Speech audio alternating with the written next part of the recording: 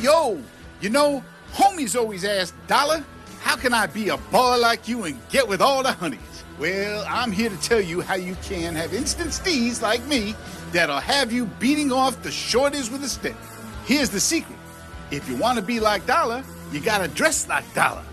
Now, I know not just anybody can pull off green leather, but everyone can get their flutter on with this new shirt. The Keep On Fluttering t-shirt is a poontang magnet that'll have you getting to fourth base every time you get up to bat. Just go to tellemstevedave.com to order your Keep On Fluttering t-shirt. The Keep On Fluttering t-shirt is the Spanish fly of apparel, so please wear it responsibly. The Keep On Fluttering t-shirt doesn't just put the honeys on blast, it also tells the guys that you are not a mother flutter to be fucked with. Order your Keep On Fluttering t-shirt now, cause it won't last long. The Keep On Fluttering t-shirt is the shirt choice of champions. Good guys and badasses everywhere. Go to tellemstevedave.com now, cause supplies are limited, and tell them Dollar sent you.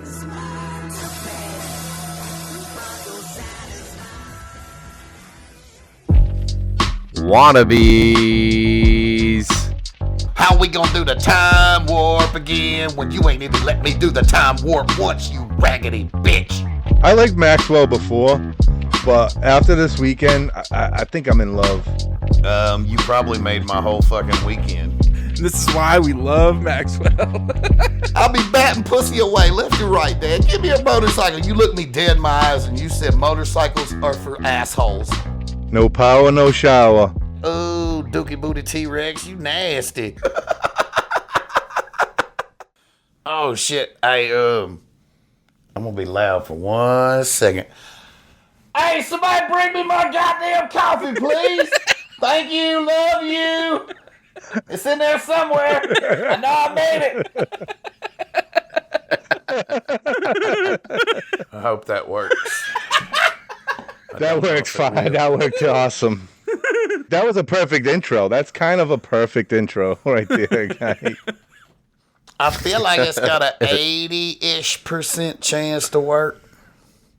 We'll see how it goes, man. Hey, my man.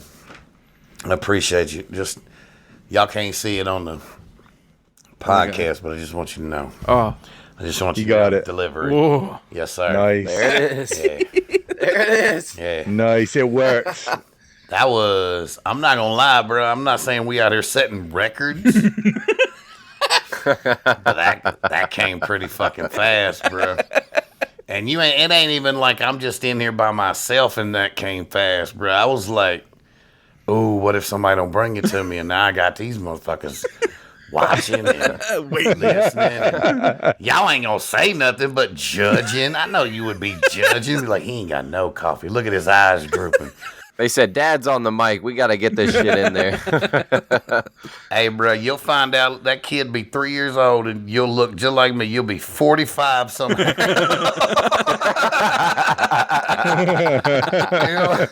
You're going to be like, I ain't slept since 2025. This is fucked up. People be like, do you want to do anything? And you just look at them with hate in your heart.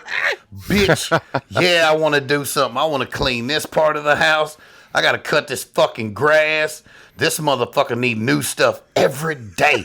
You can't just feed him like a cat or a dog. Like, I got to go wait 3 days. I'm putting up fucking Mount Catsuvius, bro. Just have fun. Eat this food till I get back. Shit in this box. You can't do that. You can't do that with a baby. Constantly just be yelling at you, dude, for every single thing that they need. It don't matter what they need. That's your job. You don't have to tell me. You don't have to tell me, buddy. I'm deep in the shit. It needs something right now, I promise you. I don't know what it is, and it don't either. But it's going to let you know, I need something. Let's figure it out together over the next 3 to 5 hours or days. Who gives a shit? Now that you kind of mention it, you guys kind of look alike, John and Maxwell. It's the glasses. Oh, really? I think it's like the similar facial hair. I'm looking into the future. Kind of fucking weird, man. Oh, no, we got a future for you. I'm going to go ahead and lead us in here. Hello and welcome to this week's Wannabeez. Yeah. I'm your host, John Van Hook. Wait, join with me in the Beehive. That's the intro. Wannabeez, and then he goes, yeah. Continue. I'm sorry. I'm your host, John Van Hook. Join with me, as always, Nick Gula. Let's go. Over here in the Beehive, we got Justin Kyle. Hey, everybody. And absolutely abusing your ears with his luscious stories, our guest today, Brian Maxwell. Hey, man.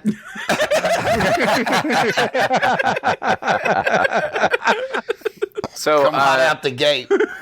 I don't know how much of that early stuff you're going to leave in, but I'm leaving it all in, baby. thank you for being here with us, Brian. Or would you prefer Maxwell? Whatever, man. Oh, he's Maxwell. Okay. You know what? What kind of fucking answer is that, though? What would you prefer to be called? I don't care.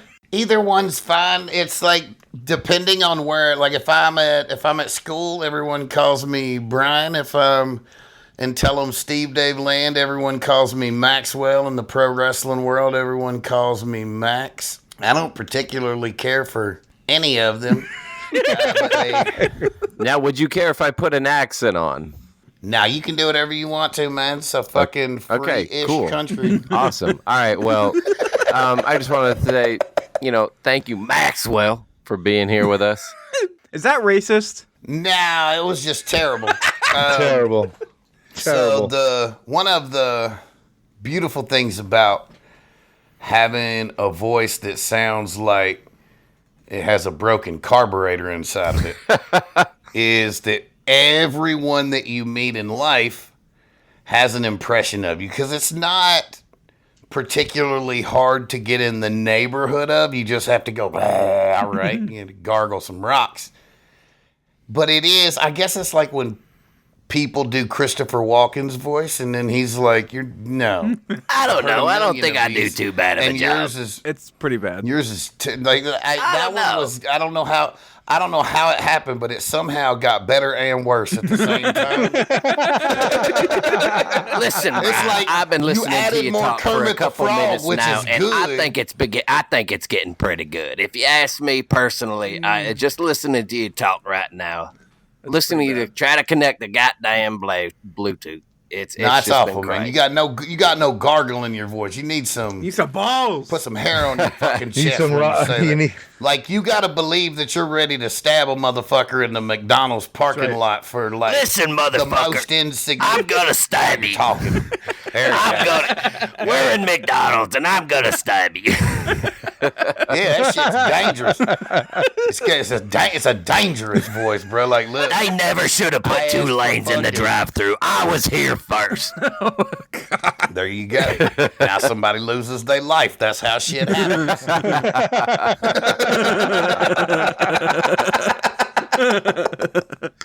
All right, well, we have so much to cover. Justin, do you want to take the lead here? Yeah, we have a little bit of an agenda here. We have we're doing like a little bit of a recap of this past weekend, all the crazy moments. It's just, first of all, it's so nice to see you. I missed you. I missed your voice. Yeah, that's been 12 hours. It's been 12 hours. I'm like, oh, where's Maxwell? Nick called me the other day. I was like, I miss Maxwell. I respect that. It's I liked Maxwell before, but after this weekend, I think I'm in love. Yeah, I was just about to say, see, like, you guys got to meet him, but you guys should know well by this point, I was heavily requesting this guest above all others, and now that we have him here, I'm absolutely giddy about it. And the fact that I didn't even get to meet him beforehand makes it even worse, because I'm just like, oh my God, Maxwell's here. Like, I gotta work on my accent, goddamn. But you got to do it with you got to do it with Maxwell. Yeah, so. it's a dream come true. Through the course of the entire weekend, I saw the bromance of Nick Gula and Maxwell just build and build, bro. Oh, can confirm. Yeah, I thought you guys were gonna kiss, guy. I was like, whoa. How do you know we didn't? We didn't tell you everything. Okay. There was a lot of patio out there at Sookie Land. I'm just here to tell you. Sucky. I wanted to get Brian Maxwell's fucking version of this past weekend now that you're on the other side of it. But there was a particular story I wanted you to start off with that you kind of told us at the Airbnb when Curator asked you to share an Airbnb with a couple of fucking idiots. Oh, you want to know what I was thinking about when he initially confronted me with the idea of staying in a room with a bunch of people I didn't know at the age of 45 after becoming successful and having money? Sure. So,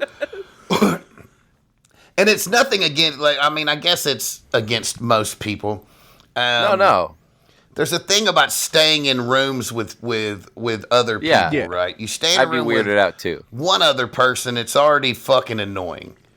And I spent my whole Tell 'em Steve Dave. People will know what that means, right? Yeah, of course. That listen to this. We're the Okay, Wannabeez. awesome. If we didn't have Tell 'em Steve Dave fans, we wouldn't have any fans. So Shit, dude, you and me both, brother. It's nice, isn't it? So, my whole journey started with this thing called the View Askew Hockey League, where we would travel from all over the country, and we would go up to New Jersey, and we'd play hockey with Kevin Smith, or we'd go up to Canada and play hockey with Kevin Smith, and I always stayed in a room with fucking 8 to 10 people at a Red Roof Inn. Not ideal. Oh, we'd be sleeping in the bathtub, the sink. That's how that's sort of where all of the ideas for my first podcast started, was on those trips. It's where I met Brian Johnson and Walt Flanagan, and eventually Quinn, and it was like this community, right? Way back 2009, 2010. So it's like a 2-year The way you span. started my cast stuff. And we were fucking thick as thieves, bro. Like a family, right? And like all things do, life carries on. Kevin Smith moves on to another thing. We're not playing hockey together, so it just sort of goes the way that it goes with time and whatnot. I become a part of the Tell 'em Steve Dave community, and I've been connected to it for 15 years now. That's fucking crazy to think about, though, huh? No shit. I really didn't think about it until this weekend, right? 15 years. Really trying to wrap my brain around it, because they started the podcast right after I met them. I think they would have been 2010 when they started it, and I met them in 2009. So it's I sort of grew up with it. And while there's a sense of community there, right? I'm pretty disconnected from the Tell 'em Steve Dave community as a whole. When I would make trips up there, for the most part, Ants just wouldn't be around, and I don't make a lot of the Black Fridays and things like that, because it's I'm fucking a bajillion miles away, and I'm busy, and life gets in the way and whatnot. But specifically for the staying at the Airbnb thing, I have a life rule now, right? I'm old, and I just don't want to stay in rooms with other people. It seems like that's something you do. That's a young man's game, man. Yeah, I've done my time. You know what I mean? But he messages me, and he's like, "Yo, I have an Airbnb, and I've got some people. It's this big house. I've got some really," and this his words, not mine. "I've got some really choice ants in mind." And I said, "Who are they?" Right? If I'm being honest, the "who are they" was kind of just for me to be able to say, probably not. Yeah. You got to tee it up. He's like, "Yo, I got some choice ants. Do you want to stay?" And then immediately I'm like, "Choice ants? Fuck no." You gotta let You gotta let it play out. He's like, I got the best of the best that are gonna be there that I know, and I'm like, not good enough. Right? So I gotta ask. I ask, who are they? And he starts off, and he says Tommy Lincoln, and I said, oh, I love Tommy Lincoln. We're in the fucking neighborhood here. I feel like me and Tommy could have a good time, but also still no. Right? Because I have a life rule. Yeah. Like I'm not. Yeah.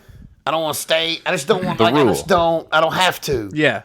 Like I don't have to. You know what I mean? Then my air conditioner on my house broke, and I had to get a new dryer. And I said, I went back. I'm looking. I said, all right, who are the rest of these? Who are the rest of these people? And it's like we got these people that do this podcast.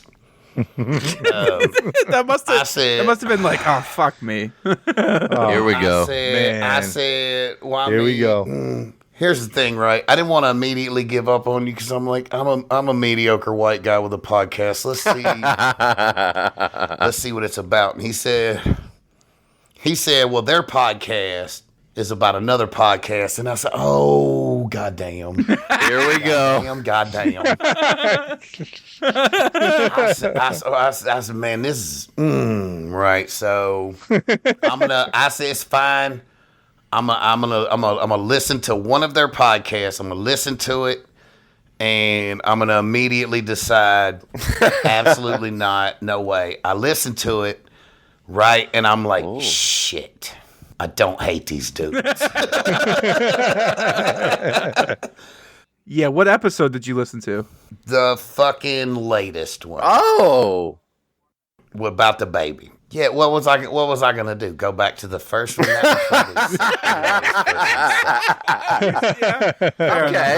No, I think ours was pretty good. No, it might have been, but I mean, surely you can see my life. Yeah. I didn't want to go to the one where you were figuring it out and just like describing yourself in ways that were gonna make me go, no.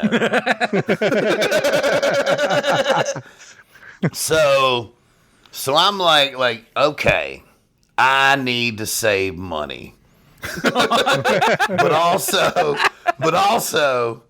I still don't. I don't want to do this because I come with a lot of baggage and needs. I'm a diva. This is very clear to everyone in my life. You could see that when I yelled, hey, can someone bring me a coffee through a closed door, and it appeared 30 seconds later. I'm a real bitch like that.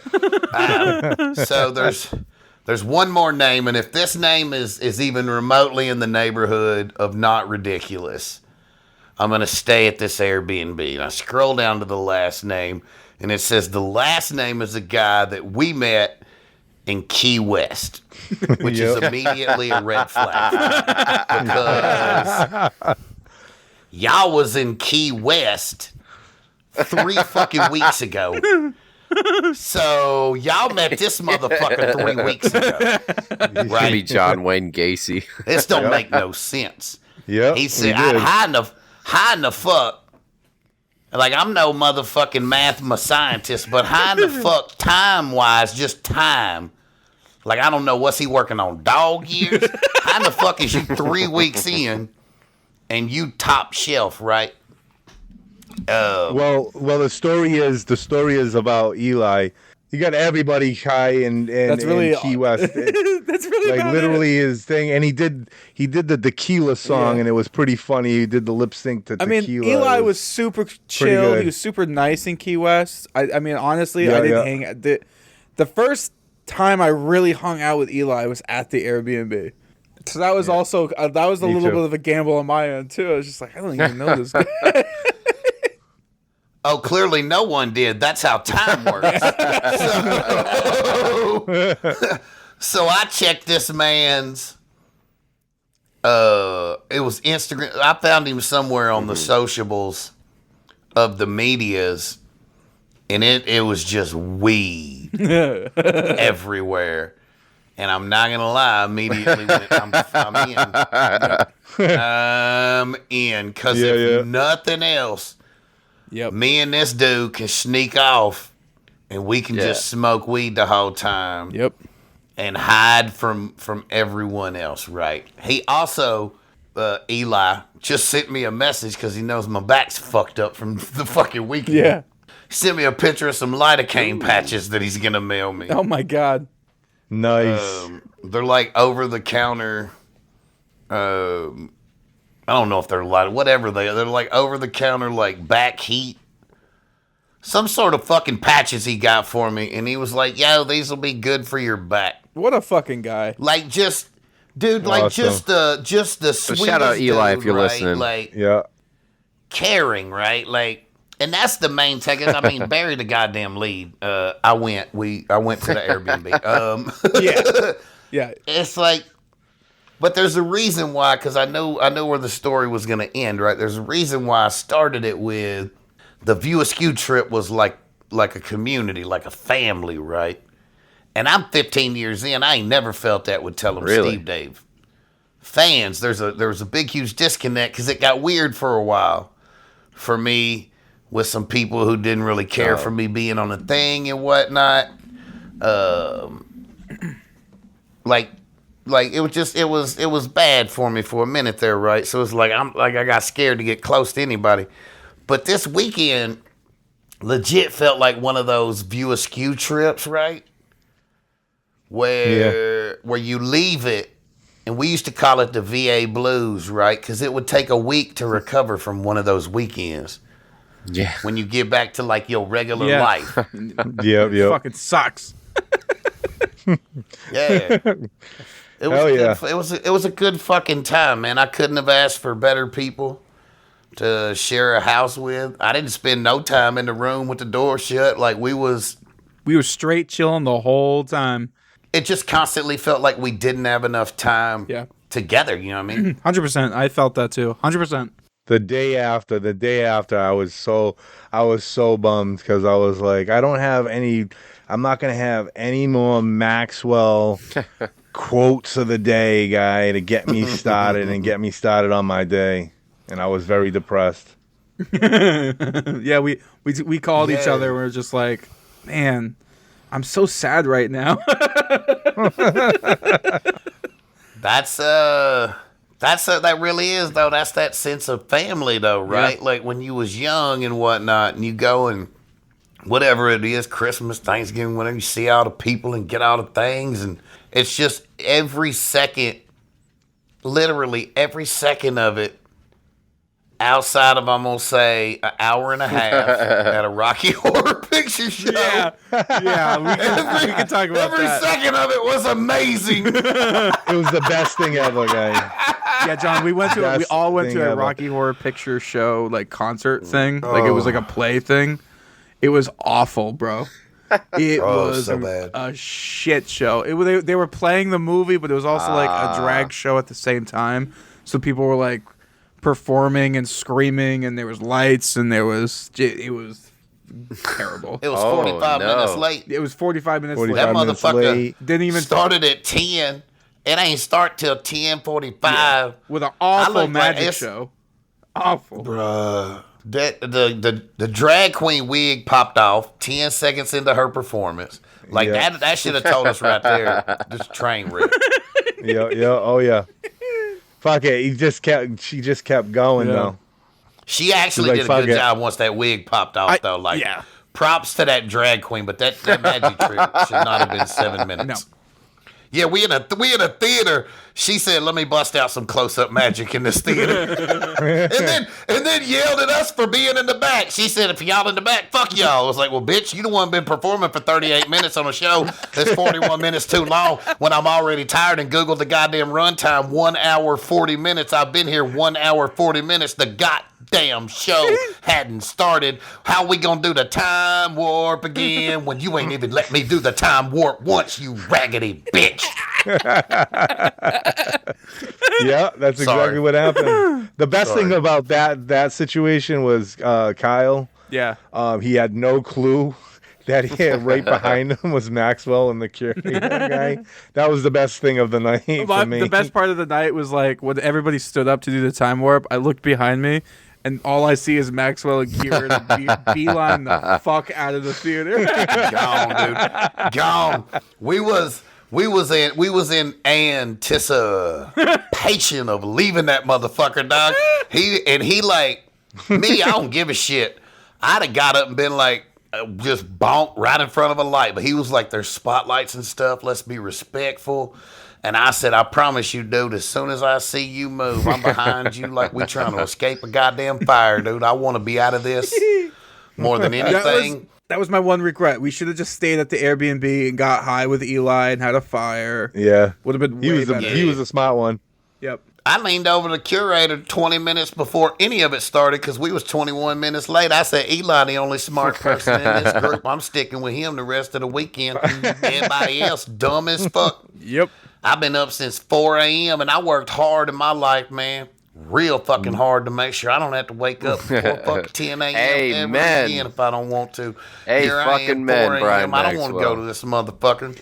I don't want to go to no Rocky Horror Picture Show. Curator said I'm going, and Curator don't go to shit. He like that's how I know that motherfucker loves y'all, right? Because he don't go to nothing, nothing. He don't compromise for nobody.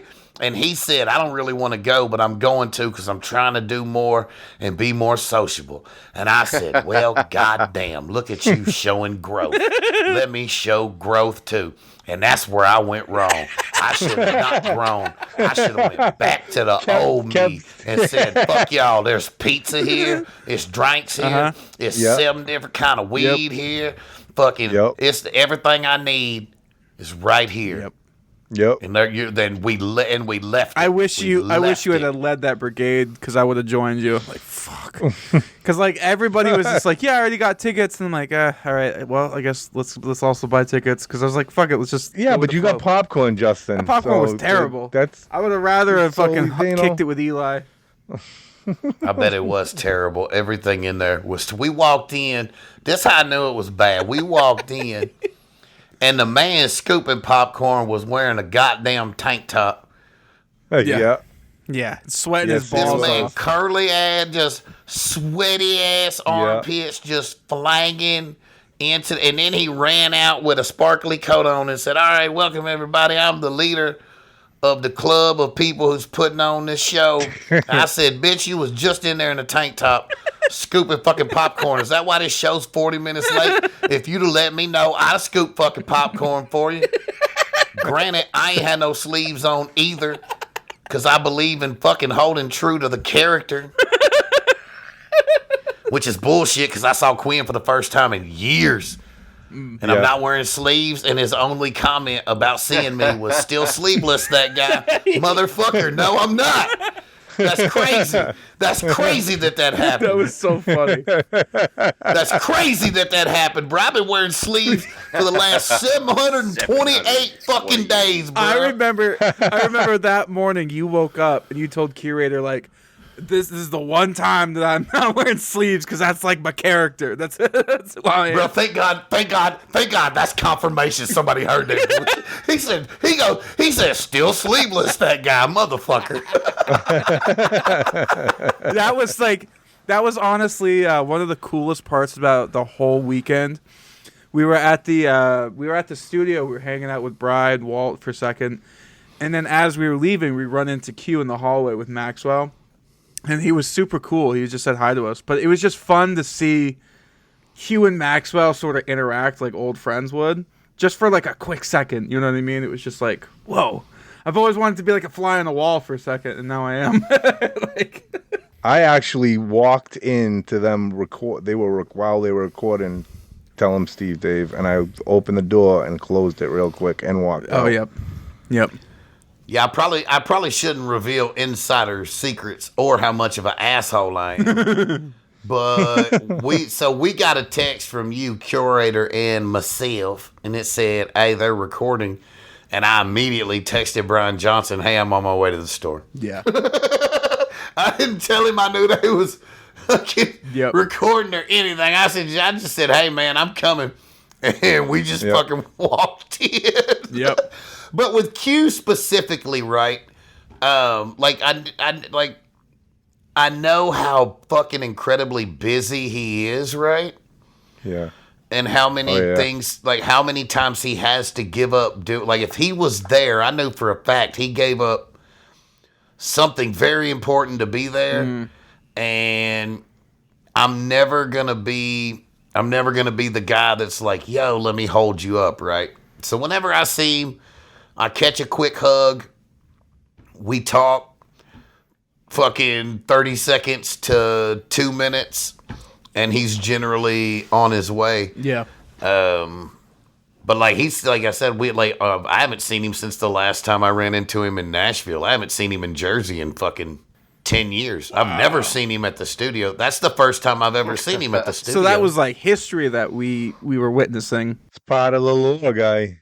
And like I said, if I hadn't if I hadn't run into him there, I wouldn't have run up to him at the theater. Right. And tried to talk to him and got in front of ants who were going to talk. I just wouldn't have seen him. Yeah.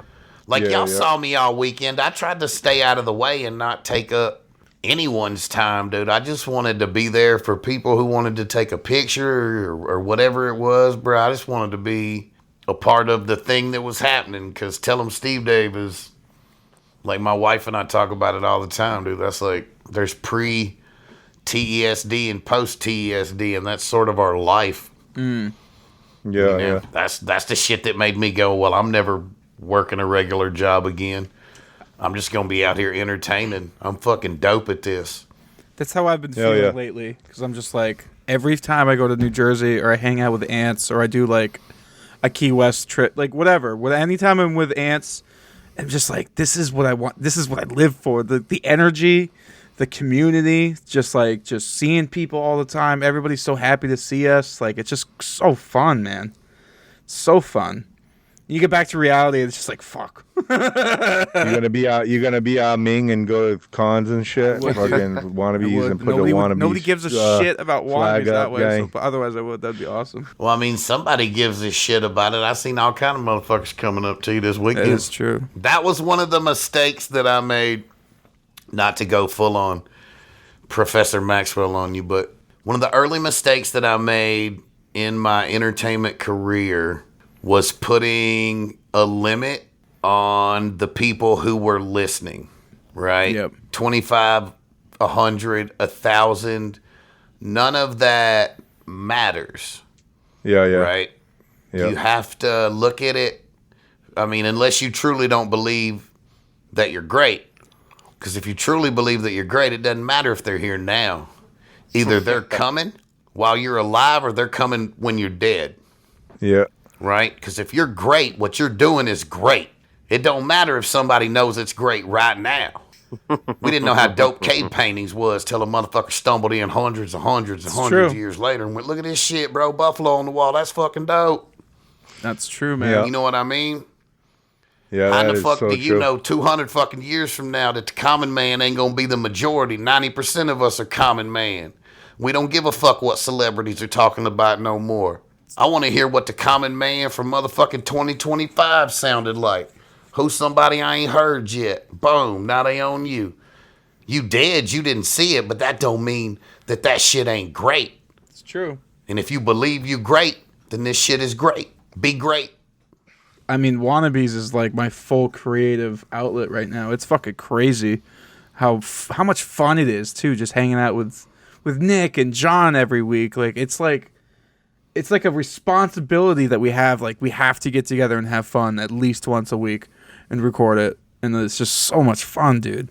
And like I can only obviously speak from my experience on one episode that I listened to, right? Yeah. But like the thing that I look for in not just a podcast, but anything that is creative, right? Because I look at a lot of student films and I listen to a lot of early podcasts and whatnot to give critiques or just for enjoyment, whatever it may be. I'm looking for authenticity. I'm looking for originality, right? So that's why when I first heard it's a podcast about another podcast, Right. boo, I don't want to listen to that shit, right? But it's not. That's a terrible description of what you do. What you do is a podcast about the community Yes. that lives because of another podcast. Yeah. You're not fucking making a show going, here's what they talked about this week. Yeah. That's definitely that's exactly what it is. Exactly. Yeah. Exactly, right? And but that's why I love communication and language, right? Because the way that you word something is incredibly important, right? It's a podcast about another podcast. That's untrue. Yeah, it's like emulating what we have been listening to for close to 15 years. We are quite literally wannabe those three, so we are trying to be them in every podcast that we do. And in that, we are trying to be our own kind of version of it. And on accident, we're being very original. So, yeah, you nailed it on the head. And if nothing else, it's a clever way to fucking stop people from going, y'all just want to be tell them Steve, bitch, yeah, there you go, bitch, boom, what? Yeah. You're like 8 Mile. Tell me something else I don't know about me, bitch. We pulled an 8 Mile on that shit, guy. Yeah. Mom's spaghetti, bitch.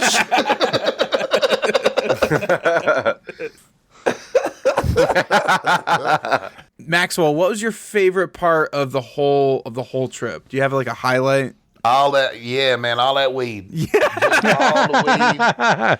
There was so much. Yeah, man, we all came prepared for that. I come correct with weed every single time.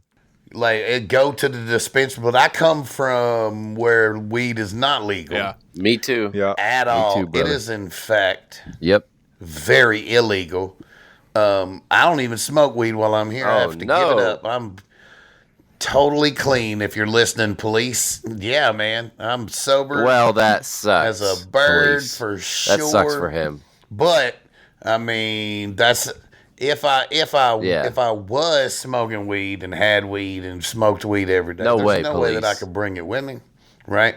Yeah. And if allegedly I was smoking weed all day every day, I definitely wouldn't be paying dispensary prices for it. So when we got there, the first thing I think I asked Tommy, I said, hey man, like, is there a dispensary near here?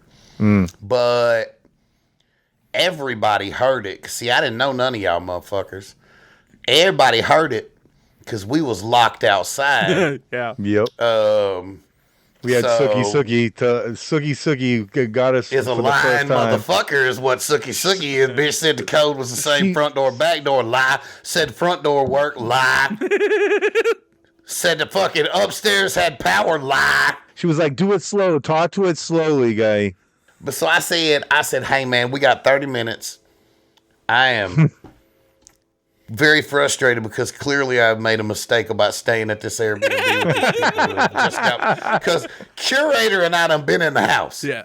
My bags, my belongings, everything that I need is in the house. And we get back to the house where I had put all my shit in the house, and they said, hey man, we can't get in the house. I said, that's not true. I've been in there. Somebody here is a liar. And then we just couldn't get in the house. And I said, well, touche. Yeah. So I asked Tommy Lincoln, is there a dispensary nearby? He said close. But then I heard to the left of me, I could see her in my peripheral, but I heard her as clear as day say, I have a big bag of weed in my purse.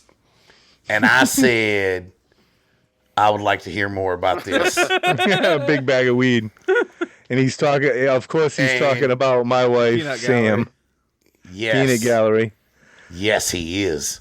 And one of my favorite people in the world, by the way. Dude, Sam's gangster. She don't fuck around. Like, it's my favorite thing about her. Like, honestly, this is one of my favorite things from the weekend because she reminded me of me so much. We all, like, in the morning, we around whatever it is. And she had rolled up a joint. And a big fat motherfucker, too. And she said, hey, let's go smoke it. And we were all like, bet, we're on the way. And that was a lie. Yeah, we Because all got she went. distracted. she went, right, and we stayed up there talking for the next 10 to 15 minutes. Right? Yep. And we was like, oh, shit, we better get down there. And right about the time we went to go down, she came back up, smelling very much like burnt marijuana. And she looked at us, and she said, I did not wait. Yep. Fuck y'all. And I said, I love you.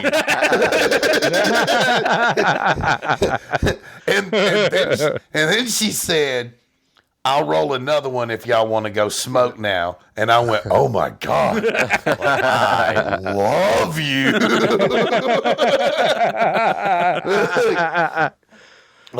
Dude, it's almost like she could read my fucking mind. Yeah. I mean, granted, I was in a lot of pain, right? Because I have a surgically repaired spine, and I fucked it up the day before, and it's flight and walking around and concrete and 84 Stairs. hours. And those fucking stairs, bro. The spiral staircase. It's sick. The stairs in like New York, New Jersey, slave make no quarters. goddamn sense to me. Thank God I didn't have to go up there. Tell the people. I saw the video. Tell the people about the slave quarters, bro. Yeah, we had like little orphan Annie's slave quarters up in like the fucking attic of this house, but to get up there was this narrow ass fucking like spiral staircase. It was almost like you would see something like that on like a naval submarine or some bullshit. Like it was fucked up. So Bro, they took this attic area because you could clearly see the pull down thing that they kind of patched in and put the floor down. So they put this spiral staircase going up in the corner on the other side, but they stacked like 6 fucking beds. 8 beds. Oh, man. Like 8 beds in this motherfucking guy. It was just beds Like across rows the of whole. like Anne Frank and her family Bro. were up there, guy, and they were just bunking. Back- like it was Back fucking in like this, the fucking headboards were in the middle, guys. So there was 2 beds going this way and this way, yeah. all It across said the attic. this house sleeps 10, right? It sleeps 10 people, but 8 of them motherfuckers gotta sleep in the attic. Yeah. I'm just saying, I'm glad we had it. I had a great time. I was very fortunate. I mean, it wasn't gonna go any other way, if I'm being honest. Like I didn't have to go up there. Yeah. I'd had to sleep on the couch. I couldn't even make it up to the 3rd floor. Like I knew that immediately. Just going up and down the stairs that I had to go up and down was fucking killing me. Yeah. Those I'm back still stairs, fucked up. those fucking back Like, I'm, stairs. Holy shit balls! hobbling around still like today, bro. It's not like that shooting pain like I had over the weekend, but it's just like a dull pain across my whole shit. But like every picture of that house was deceptive than a motherfucker, dog. She the only person I ever met with a toilet 2 inches off the ground. You basically sitting on the ground when you use the It's like one goddamn of those toilet in that Middle place. Eastern toilets, like a hole in the ground. I guess it's because they built it when they started America. Yeah, I mean, Yeah. There was no toilet then. it does legit feel like that fucking one bathroom down there was like, that was not supposed to be there. The shower door didn't open because it hit the sink. The toilet was like packed into that little square. I kind of think this is what happened. She was like, I gotta cram 10 people in here to get the most money. So I'm gonna make slave quarters in the attic, and then you got 10 people in a house, you need a certain amount of, toilets in a house to accommodate the said thing. So she had to add that fucking thing just so that she closet. could have those 10 people Had to be listening. New Jersey compliant, son. Exactly. And she said like, she had Connect Four. She had the sandbag game. She had the arcade She had a pool game. out back. Two disco balls in the kitchen. Yeah. 2 disco balls, and in all capital letters, that shit said no parties. Yeah. Bitch, why you got all this shit in here? There was a massive pool out back that we never even got to use, guy. Yeah, that pool was what horses drink out of in Western movies. That was not a pool. That was, and it had just enough water for every mosquito in New Jersey to fucking come fill up before they stabbed me all about the face, neck, and legs, and I couldn't go inside because I'm addicted to weed, allegedly, and I'm out there just fucking batting down fucking mosquitoes as I'm grabbing joints. There's 7 joints going. There's 700 mosquitoes going. You're using And it like like a countdown to lightsaber. Rocky Horror Picture Show. Eli showed up with like 17 pizzas and some garlic sticks. I said, man, this is the greatest day of my goddamn life. Oh my god. That's a really good picture of the first night. That's perfect. You nailed it right there. That is. I mean the event itself, I just want to give a huge shout out to Curator. Dude, the amount of time, effort, money, planning, marketing that this motherfucking put into this, like, he had road signs, John. Oh wow. He had road signs. He had a banner. Yep. He had pamphlets to hand out to everybody. He had patches. He had like I'm merch. used to it. Like, you got to be borderline insane to be in my world for more than like 6 months. Cause it's like I'm a terrible friend in person. I just find people to be mundane and boring. And when you run out of stories, like, I don't care about your regular everyday life. I know that's horrible, but I don't care. I don't give a shit. I don't want to hear about it. It's awful when people text things like, "Hey, what are you doing?" And you say nothing. And I'm like, now I'm forced to ask you, what are you doing? And you say nothing. I hate this. This is a terrible, Now I know. terrible way that I know what I'm human gonna beings text you interact tomorrow. nowadays. I'm text you first thing tomorrow Bruh, morning. Hey, what are you doing? Hey, what's up? Bro, What's going on? I'm gonna text back ignoring this message. Because that's how I respond every time somebody. If I get anything remotely like, "What's up? What you into?" I was like, "I'm actively ignoring you." In this moment, I'm specifically ignoring you. Nothing else is really going on, but I am ignoring you. So I've got that going for me. And then they'll generally text something back like, "Dude, not now. This is serious." And I was like, John, "I is would there love to police respond to outside your that, window but over I'm there?" ignoring you." What happened? I'm sorry. You got No, it's police my- outside of it's my you right now, computer. guy John? It's got like some LEDs. Outside your window? Oh, the Dude, it looked flashing like there was lights. a I saw fucking that. cop Yeah, in the yeah. fucking window, guy. John, your meth lab just got busted, guy. Allegedly. God damn, massa. That's what they're coming. They're coming to charge you with fucking felony bad impersonation. They're gonna gotta send get that you back to in 6 order. months of training. You got to get that back in order. That sounds like a frog That sound drowning. like a That's frog. terrible. That's terrible. Oh my god. You lost, You lost all your lost gurgle all your again. gurgle again. You just sound like a regular old hillbilly. God damn. Thank Do you. it right. God damn. If you gonna do it right. Don't fucking come in half-assed. Your fucking throat better hurt tomorrow, dude. You get done impersonating me, you wake up fucking tomorrow, your shit better hurt. Bro.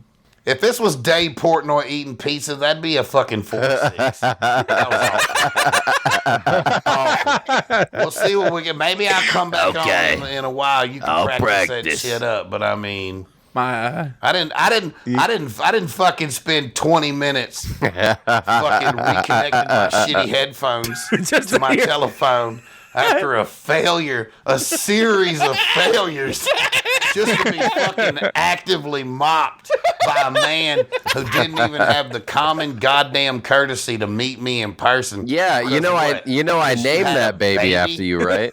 Yeah. Just not dedicated. It's ridiculous, dude. Me and that baby are friends. That's a goddamn lie.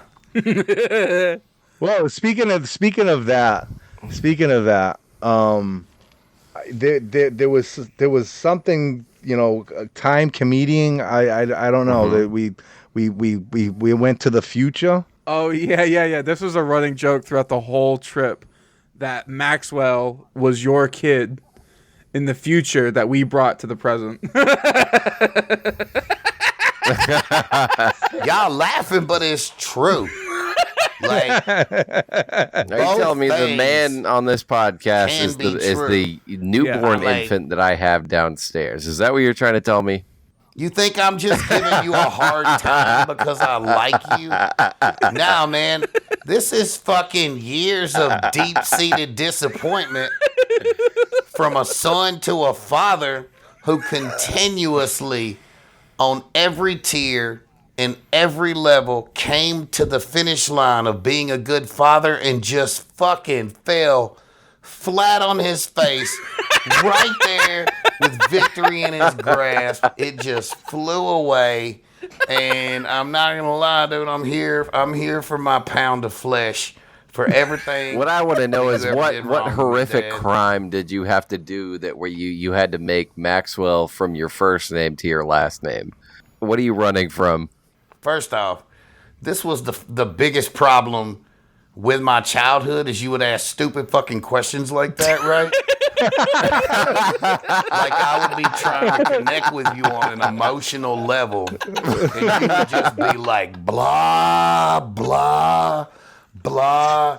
And I would be like, and I mean, God, because let's be real, I don't call y'all mom and dad. We stopped that years ago. Like, bless Alyssa, first off. Oh, wow, you remember her name. Without her, right? Yeah, like without her, I promise you, man, I probably wouldn't even have spent the time to try to reconnect with you in this moment, Dad. Right? Like, He's doing this for mom. He's doing this for mom. first off, let's be real. Everybody in the family knew that I was special, right? And did you divert more of your finances towards my education? No. Nah, you equally shared that shit between other people. You specifically gave the same amount of money to my brother Louie, and let's be real. Louie was never going anywhere. Wow. He was never going anywhere. Maxwell was the superstar in the family. And that's not to disparage Louie. I love Louie. Me and Louie lived a great life together. We would spend many nights in many a tent fort talking about how fucking disappointed that we You were. would talk to Louie. You would talk to him, would you? Bruh. My nonverbal autistic Here's the son, thing. you would talk to him. Here's the thing. You think I don't know that? You think I don't know that? They sent me a whole list of notes. I can communicate with Louie on a level that you never, ever could. I look deep into his eyes. He knows what I'm saying. I know what he's saying. I still got a whole nother half a page of notes, Dad. I know everything about you. Why you think we was in a fucking tent fort, Dad? Now, if you'll fucking let me finish, because that's another problem with you throughout our entire motherfucking my whole teens. Go on. From fucking 13 to 18. All I would is just you interrupting. Every time I'm trying to say, Dad, I need to tell you about my life. You were like, Hulk, shut the fuck up. Shut the fuck up, Maxwell. I need to tell you about this week's episode of Tell 'em Steve Dave. And I said, Dad, I don't care about Tell 'em Steve Dave, man. That's your thing. That's not my thing. Brian Johnson's 84 years old. I don't relate to him. I'm just out here trying to be a regular ass baby, bro. I don't want to hear about Get 'em Steve Dave's gout. I'm a child, Dad. I'm a child. But where were you? Where were you when I'm a baby and I needed sustenance. I needed skin to skin contact. I needed a father in my life. Where were you? You were recording a podcast. I set you up for failure, bro. I came back from the future to fucking put down 15 years of fake fucking life. None of that shit on Tell 'em Steve Davis real. This was You're telling me. This was a plan. You're telling me right now, downstairs, you're missing me. I'm telling you. You miss me right now while I'm up here. Look, man. You're down there missing me. How you gonna put words in the mouth of a baby? You don't know where I'm at right now. You don't know what my emotional state is right now. You putting words in the mouth of a baby. So what you're saying is that what I'm doing right now doesn't have any impact then. See, because you don't remember because you're a baby. Look, here's what I'm saying. All right. I'm trying to connect with you on an emotional level, right? You're wearing headphones listening to fucking Frank Zappa records. It's 2025. You're ignoring your baby to listen to Frank fucking Zappa. Like, tell me, anybody in the fucking world in 2025 who can't pay attention to their baby because they're listening to Frank Zappa records. When I was 13, I asked you to get me a motorcycle. Oh, here we go. With tears in my eyes, I said, Dad, all I want, look, man, it's hard for me in school, man. They fucking bullying me, man. They said, your name Maxwell. Here he goes. He's pulling out the MeUndies voice. Here he goes. And I said, bro, I said, Dad, if you give me a motorcycle, I'll be cool as hell, bro. I'll ride it to school. I'll be batting pussy away left and right, Dad. Give me a motorcycle. You looked me dead in my eyes and you said motorcycles are for assholes. And you're a piece of shit for asking me to get you a motorcycle. You said, son, you know I hate motorcycles. You said it just like that's not true. That's not true because I'm a fan of Happy Days. You know I hate motorcycles, son. And then you punched me. You punched me in my face. 13 You years punched old. Maxwell? Right hook. You punched Maxwell in his face. You hit me in the face, bro. You hit me in the face. And then you came to me while I'm crying with a black eye, and you was like, son, I'm sorry. And I thought for a moment we had finally connected, and you was like, do you want to watch Interstellar together? And you know I don't want to watch that goddamn boring ass movie. I hate that fucking movie, man. That dude talks to a fucking bookshelf for like 5 hours, man. Holy shit. That's all I'm saying.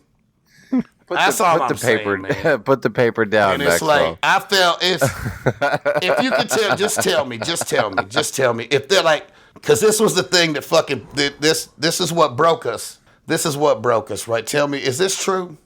Did you fuck Sharon? You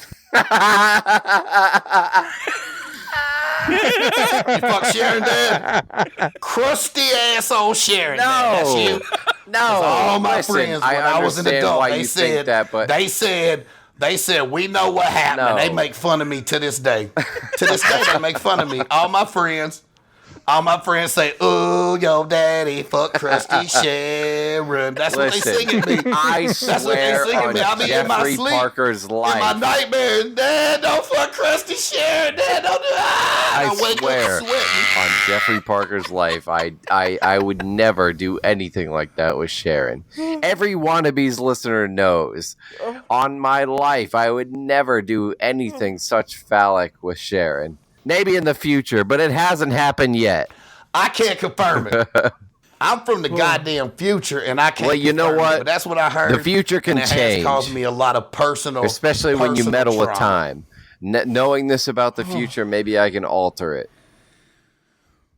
Hey, man, I appreciate that. Gotta be a better father, John. That'd be cool. pretty dope, man. Hey, man. Give it a shot. I mean, hey. That'd be pretty cool, man. Buy me that fucking motorcycle. If you pretty much didn't ruin my life, that'd be pretty awesome. If you made my life not so terrible. And hey, man, like that'd be cool.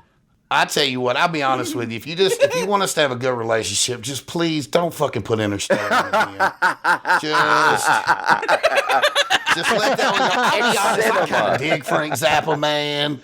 I was here. I was like, all right, I'm gonna give him some shit. Me and Dad, I'm gonna get a little confrontational. You know how we do, man. But let's be real, man. He's talking to a bookshelf, Dad. They should have just let humanity fucking die, dude. Fuck Murph. Fuck. Don't let him go, Murph, dog. Where did son go? He came back to Earth. He said, goddamn, I fucking finally made it. I've been looking for you through fucking time and space. Murph, I made it back. I don't give a fuck where my son's at. I'm going to visit with you for 12 minutes, and now I'm going to leave. So sorry if you haven't watched terrible Interstellar.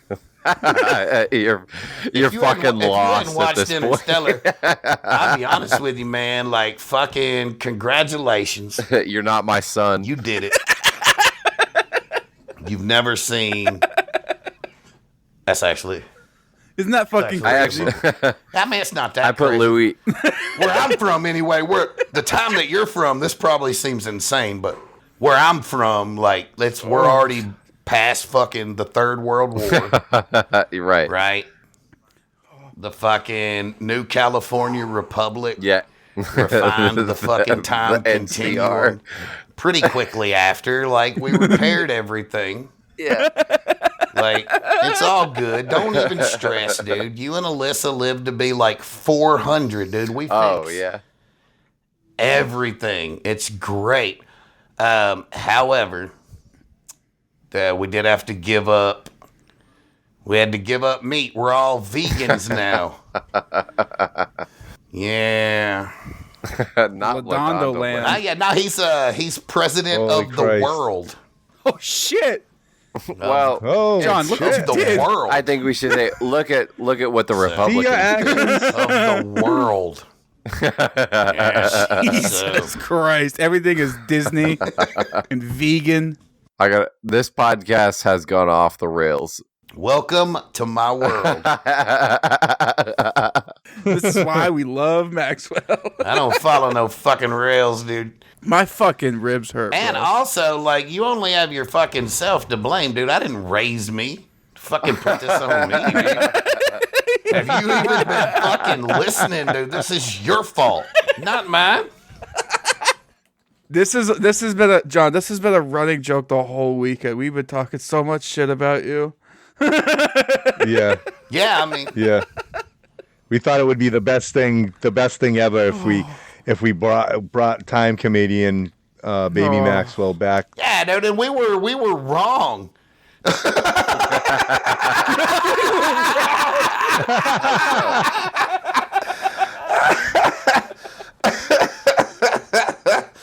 Oh, for fuck's sake. Oh, fucking A. I think anything that ends with Chris Ladondo is president of the world. Fondly. I don't even think Chris Ladondo would want to be president of the world.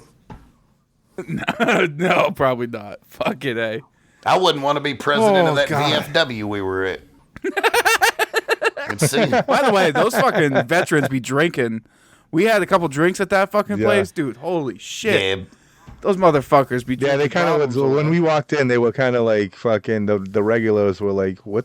Why the fuck are you?" There in was here?" there was like normal people in the bar, John. It was fucking hilarious. We're surrounded by these ants. Bro, they eyeballed the shit out of us like when we first came in too. Cause I don't know, they were talking about like I don't know the whole story. You could tell it better than I do. I think it was Lindsay had like some stuff she was selling for like, I don't know if it was because people gave kidneys, because I just met a bunch of people who gave kidneys this weekend. But then it's like everybody is like doing hella community service. But it was like they were worried about charity, right? Because if we did anything where money went to charity, that I said like I had anything to do with this shit. I just showed up. Then they would be like endorsing it or whatever. And I was like, well, bro, just fucking tell them that it's not for fucking charity. Tell them we're going to buy drugs with it. And then, and then like we got there, right? Because they were like, yo, you're going to have a bartender and they'll sort of watch everything. And Curator, because he's Curator, right? He believes in like rules and following them. Yep. I don't necessarily, especially with $100 deposit. I was like, but like he asked him a couple times. He asked him a couple questions, and that dude literally said, "Like I don't care. I just they paid me to stand here. I don't care." And we could have done any fucking thing we wanted. That dude didn't give a fuck, bro. He's like, I don't give a shit. He was just happy we cleaned up all the trash at the end. He was like, y'all want to stay and eat? Yeah. Fuck, I don't give a fuck, dude. They're paying me to stand here. As soon as y'all leave, I got to go back in there and do work. I don't want to do that. So the VFW was dope. The theater was... The theater's the theater. It's an old theater. Yeah, that was. How was it for you to see the shirt in a commercial? Oh yeah. So let's talk about this real quick. So Tell 'em Steve Dave started selling Keep On Fluttering t-shirt with art by yours truly. It was a design that I did like years ago for Tell 'em Steve Dave, and now they're officially making a t-shirt, and like I guess they've done other Patreon merch with it. But it was like super cool, right? So we go into the studio and there's like all my t-shirts like with my logo on the fucking. It was just crazy to see that.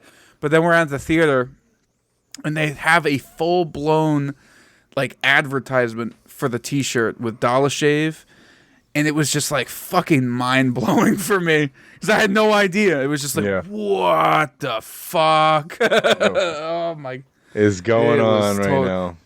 So you've seen it just for the first time. It for the first time. I saw that. I didn't even know they were doing shirts. Like it was just nuts, dude. Can I hijack your? That's crazy. Your podcast. Absolutely. So, because it's clearly it's different for me than everyone else that was in that house, right? Because I knew these dudes before the podcast started. And Curator and I had talked about this in the car a little bit because he told me, it was like, nah, like Justin and Nick, they just met recently. Yeah. And that seemed low key insane to me because it didn't seem like you had it seemed like you had known each other for quite some time, right? So when did each of you start listening to the show? Has it been the full 15? Did you come on like later on? For me, I think it probably started, I mean, if I had to pinpoint, probably around 2013, or the end of 2013. So not from the very beginning, but I was certainly pretty young. I was like a sophomore going into junior year of high school by the time I started listening. I was the exact same. It's been a while. That's still like that's 12 years. Dude. That's fucking crazy. Yeah, what about the other two? 2011 for me. Okay. He's been there since the beginning. So my brother was like, hey, this they have this podcast called Tell 'em Steve Dave, and I like Mallrats, and he was like, oh, they're their thing. So I went on it. He doesn't listen. It's funny because he doesn't listen to it anymore. And I still listen, but that's kind of how I got into it. And at the time, I was, doing electrical work in houses. So like I could in construction, so I could blast it, like get a radio and just put it in nobody's around. I'm just wiring this house, so I could just do what I want, to get a speaker and fucking blast it in the house. Listen to Tell 'em Steve Dave all day long. What about you, John? Almost exactly the same as you. I mean, I'm behind you a couple of years in age-wise, but I was about a freshman, so it was still about 2013, 2012-ish when I started listening. So yeah, all right. So very basically, all three of you carried on this far have been around since the beginning. I mean, if you're within the first couple of years of when it started, like that's around since the beginning. Yeah. So, do you think that, and I mean, obviously, because it's like how you met and the thing, do you have a shitload in common, right? Oh, definitely. Or, so like it was just, you just knew immediately, like, this is sort of my dude. Yeah, I've often said before that, like, when I met these two, that it was almost like I threw like a rock at like the edge of the multiverse, and it spat out two different versions of me, and one of them was a couple of years older than me, and then one of them was like 20 years older than me. And that was these two guys. Yeah. So yeah, we have a wild. We really got to know each other on that cruise. It's not often we disagree on things, on that cruise, because we were on that fucking boat for like a week. And we met me and Nick met the night before the cruise. Me and John met the night of the cruise, like that morning. Yeah. But we partied that whole week on the cruise. It was like that weekend of the Antsreavaganza, but an entire week, and it's on a boat. So you're literally not going anywhere. So we became tight real quickly. And there was like, we've talked about it a few times. There was a night on the boat where we were hammered, just drunk, having a hell of a time, just laughing and telling stories, and just like Nick and John, you guys had me like on the floor just pissing myself laughing. And we kind of like looked at each other and like, oh, this is something special. We just became best fucking friends. Yeah. We were best friends. Like, I remember we just become best friends, guys. It was crazy. Yeah. And then we decided, because we kept in touch after the cruise, we're like, let's get together. Let's go to New Jersey. Let's go, visit the store. Let's do the whole Tell 'em Steve Dave thing. And fuck it. While we're there, why don't we just like record a podcast together and just talk about the cruise and just like talk about how awesome the community is and how we met and that's basically we wanted to bottle that experience so that other ants that couldn't get to do the things that we got to do, we could explain it to them, and even bring other ants that were a part of that to tell their stories also, so that ants basically, so ants could other ants that couldn't make these journeys could have something. Yeah, it's just crazy. And like we all have like pretty similar taste in movies and music and with comic books and just because I feel like Tell 'em Steve Dave is so niche that if you like it, you kind of like everything that they sort of talk about. Does that make sense? It's just like, I mean, it does to me. There's a lot of crossover with everything of that sort of mindset. We have a comedy club here in Nashville called Zanies, and at the height of all of my Tell 'em Steve Dave stuff, I would be in line at the thing, and me, I don't care. I talk to people, strangers, I'm loud. Yeah. I'm having a good time, I promise you. And people would just walk up to me. Like every time I would go see Doug Benson or whoever it was, right? And they would just be like, "Are you Brian Maxwell?" And I would say yes, and it would immediately be followed by, "Do you want drugs?" And I would say yes. I met so many incredible. Until probably this weekend, I would say 90% of the ants that I met were randomly in lines to other shows. Yeah. That had nothing to do with, like, some of it would have to do with Kevin Smith. Yeah. Like, when I went to see Tusk, everybody in the goddamn theater knew who I was. Yeah. Because it just seemed like everybody listened to this thing. I actually had the first time I met you was in line at something. I know you probably don't even remember. I don't. I met you. The first time I met you, you were at the you were in New Jersey for the 25th anniversary of the Stash. Shit, I remember that. No, I'm just kidding. Oh, you're the guy. We were standing in line, and I heard you talking to somebody, and I looked at you and was like, "Are you Brian Maxwell?" And you're like, "Yeah." We took a selfie, and I like gave you a fist bump, but I'm like, "There's nothing that I can say to this guy. He's already gonna hate me." So I had my little moment. I walked away. I promise you, bro. Especially at that thing, I know for a fact because that was the last thing that I can recall going to where I was still a fucking broken human being. Yeah. You probably made my whole fucking weekend. Because it was like, that was the weirdest weekend for me because I was like, I don't know, I was feeling lost and just sad, and I was in a better place than I'd ever been in my life, like financially, and I was in school, I think, and everything was great in life, but I was just like, fuck, dude, I'm sad. Yeah. And I didn't know why. And I was like, I told my wife, I'm going to go to New Jersey. I'm going to record with the guys. So I hit Walt up and I was like, yo, I'm going to be in town. I never specifically ask him to record anything, but most times if I'm in town, they'll try to work something out. And he's like, well, let's do a thing.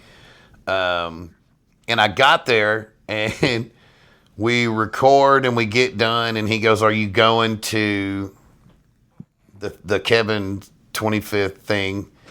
And I said, no.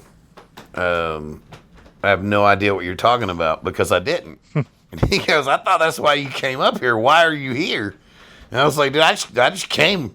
Like, I just came to New Jersey. And Walt said, that's insane. Because that's a long way to go. Yeah. But it was like, I don't have any problems with Mike Zapsik. I've never had any problems with Mike Zapsik. So I don't want to get into anything about him other than like the need to tell this story. I'm not promoting or disparaging Mike Zapsik. He's his own person. I don't care. But I went to the thing and I was like, yo, I just wanted to come see the new store. Never seen it. And he said, are you going to the thing tonight? And I said, no, dude, I didn't even know about it. Like, I was just in town. Like, I didn't know. And he gave me a pass. Zapsic gave me a pass to get in. So instead of just sitting in my hotel room that night, which is what I fully planned on doing, because the only thing I came up here to do was hang out with the guys, and I was like, that's 3 hours of a 3-day trip, you know? Yeah. So instead, like I hung out at that weekend, but it really did feel like, man, I was just passing time, even through the Q&A and everything else. So even though I don't remember it, I can almost guarantee you, like gun to my head, I would bet you that interaction with you was the most important thing that happened to me that whole weekend, because it was just a tiny piece of validation. Yeah. Which at that time I really needed, you know what I mean? But no, that was definitely the first time that I met you, and I'll see if I can find that photo. I'll send it to you. But that's low key crazy to me. Like but like I said, like to a lot of people this weekend, like people will come up to me and they'll say, like, yo, this is my favorite thing. And I just don't remember it. Yeah. Right? Because like I just don't. There's a few things that I'll always like. Anytime somebody comes up to me and goes, "Yo, I love it when you say, shut the fuck up, Tom Brady." Like, I'll never forget that, because I wrote that. All those MeUndies commercials I wrote. So I remember all of that. But super like, funny. the other stuff, the stuff that I'm in, the stuff that Walt wrote, it's not that it's not great. It's just that my mind doesn't work like that. Like, it's a torture trap, this mind of mine. It's constantly moving and creating new things and throwing out things. I'm probably 6 months away from forgetting half the shit that we did at that Airbnb. You know what I mean? Yeah. The next time I see you, like, somebody will bring up getting locked out, and I promise you, I'll go, fuck, we did get locked out. That's crazy. Because I don't fucking remember it, you know? That's why it's like... Yeah. I think, I'm comfortable saying this. I like to be careful with my words in moments like this. Like that weekend, right? Like, at no point did it feel like a burden, right? Yeah. Everything that happened that weekend was supposed to happen, right? And I'm not religious, I'm not spiritual or none of that shit, right? But Curator had hit me up about the Key West thing. And he's like, yo, I'll pay your whole way. I have an extra thing. The wife can't go. I need somebody to go. Do you want to go? And I had promised some kids at school that I would act in one of their student films.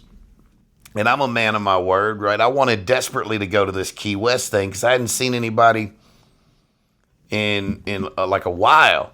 Like, this would have been very good for me, but I wanted to hold up my end of this thing, right? So I didn't go.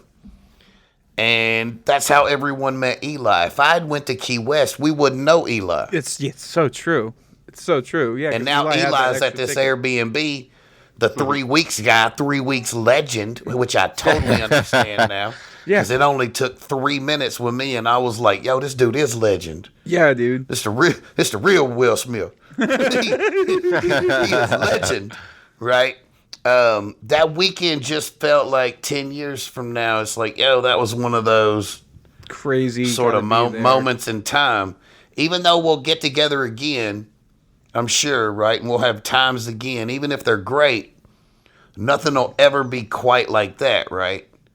No power, no shower. Yeah, like it was just...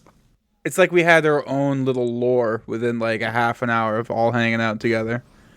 It was crazy. Yeah, it's rare for me anyway, because like I said, I find most... I think that's why I was sad for so long, right? And like I just find life to be mundane and boring, and the people in life to be mundane and boring. And it just seems to be getting worse, and people seem to be getting dumber, and conversation seems to be getting worse. And it's rare for me to have moments that I can sort of feel like I can cherish, right? Or like moments where I'm not in my own world. Yeah. Like, I wish I wasn't here doing this. Like, I wish I could just be anywhere else. Not a single moment did I think that over the weekend. And when it was all done, I got to the airport 2.5 hours early. But I just sat there thinking about how dope our weekend was, just reminiscing over all the shit we did. And before I knew it, it was time to get on the plane. Yep. You know, super fun I certainly weekend. didn't anticipate it going the way it did. It couldn't have gone better. I would agree. I think a lot of that credit has to go towards Curator and putting this all together and just being the man that he is, dude. And just like Eli was massive. It's weird for me because I'm used to Curator being the goddamn man. The first 125 episodes of my podcast were gone, lost media. But that insane person has them. He was the first person that ever subscribed to anything I ever made. He bought my first piece of merch. He owns the 2 microphones that I recorded all of my first podcasts on. Right? Some other dude won them in a thing I did, and then that guy put them on eBay, and Chris bought them because he didn't want them to just be out there and throw it away. oh my God. Right? Wow. That thing that I wasn't smart enough to cherish and hold on to, that thing that I thought wouldn't mean anything to me, he knew it's nuts, dude. And we were talking about him, and he's like, yeah, one has this huge dent in it, and it brought back all these memories of that time that I got super fucking mad that I recorded the best show that I ever recorded, and all it was static, and I slammed the microphone on the ground, and that's what that dent is. Right? Like, this dude has constantly... and I mean, I can't express to you, constantly been like, every time I gave up or quit or went, dude, like, I'm never going on Tell 'em Steve Dave again, bro. Like, I had the cops sent to my house over a motherfucker that was mad at me over some Tell 'em Steve Dave shit. I got people on the internet, like, calling my kids names and stuff, right? Like, and at that time, it just didn't seem like it was worth it. And he would constantly be in my ear. Like, none of that matters, right? Just do what you do. Like, people want to hear it. People need to hear it, right? Like, 100%. And I could never really give up on it because that dude would just constantly he'd be trying to get me to do new stuff, trying to, like, motivate me creatively. Yeah, I remember you guys had a show together for a little bit. Yeah, dude, that's all him. Yeah. That's all him, just trying to pull me out of a funk. Dude, what a guy. Because he knew I was in and it's not like we talk on a regular basis. Would you ever consider bringing that back for one episode with Gula? With what? Bring what back? Joints and joysticks for one more episode. Fuck yeah, dude, because I want to talk about the goddamn Nintendo Switch. I want to talk about $80 fucking games. Go. Bro, I got so much to talk about. Yeah. Bro. I'm infuriated. Yeah. I'm infuriated at the state of gaming, son. GTA 6, my motherfucking ass. I don't give a fuck about no GTA anyway. Yeah. Yeah. There you go. Yeah, it was all Awesome. that. It's all it. my laziness. Yeah. He this is literally how good of a dude he is, right? Because he's trying to get me. I'm in a funk, right? I'm not making anything. I'm like, I know I'm creative, but I'm like, if I put stuff, I literally told him this. Is this what y'all do, bro? Y'all break a motherfucker down and get him to tell stories that he don't tell other people? Hell yeah, bro. That's legit, dude. I've never, no one, like, I don't even talk about this shit on my thing, I don't think, right? Because, but so, he's trying to get me to do anything, right? And I'm like, I'm looking for excuses not to do it. so I'm like making up. I'm like they're all true, but it's just like I keep saying shit like, you gotta edit it, and he's like, I'll edit it.